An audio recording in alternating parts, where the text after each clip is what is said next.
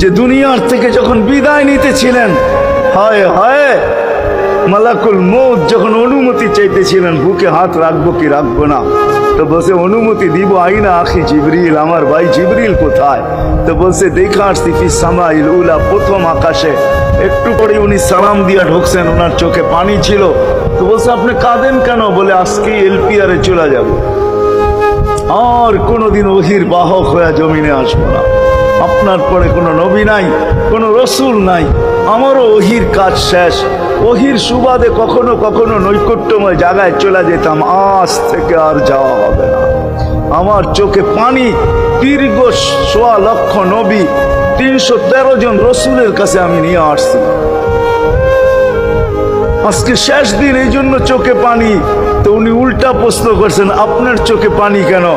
জিবরিল, মালাকুল মউত দাঁড়ায় আছে, অনুমতি চাইতেছে বুকে হাত দেওয়ার।